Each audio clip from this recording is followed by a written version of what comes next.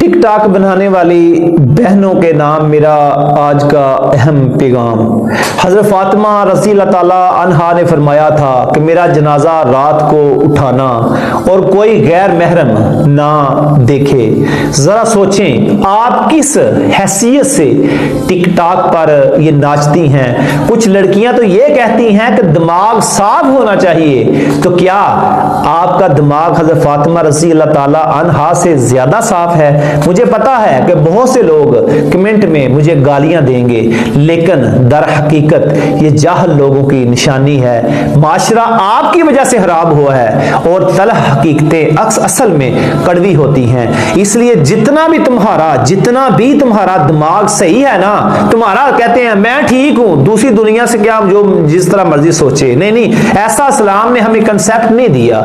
ये जो तुम अपने जिस्म की नुमाइश करती हो ना, ये जो तुम नाचती हो, ये जो तुम ठुमके लगाती हो, अल्लाह की कसम अल्लाह तुमसे नाराज है। मत सोचो कि तुम सही हो। तुम कैसे सही हो? तुम रसूलुल्लाह सल्लल्लाहु अलैहि वसल्लम की शरीयत की धज्जियां उड़ा रही हो। ओए हजरत फातिमा रज़ी अल्लाह ताला अन्हा जन्नते खतून, उनकी चादर ततहीर की धज्जियां तुम उड़ा रही हो।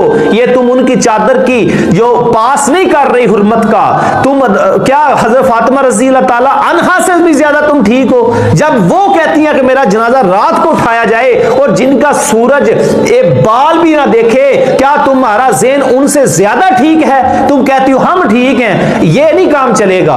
इस्लाम में ये कंसेप्ट नहीं है। इस्लाम में तो ये है, अगर मांगने वाला आया है वो नबीना है तो रसूलुल्लाह सल्लल्लाहु अलैहि वसल्लम फरमाया उससे भी पर्दा करो, तुम नबीनी तो नहीं हो ना। इसलिए मेरी बहनों से गुजारिश है, टिक टाक वालियों से, खुदा के लिए पैसा कमाने का कोई और तरीका ढूंढें, कोई ऐसा हमसफर, कोई ऐसा लाइफ पार्टनर ढूंढें जो आपको कमाने का मौका ना दे, जो आपसे रिज़्क का मतलाशी ना हो, जो खुद काम करे और तुम्हें घर, क्योंकि औरत घर की जीनत है, औरत घर की हुक्मरान है, ना कि बाहर में ये भंगड़े डाले।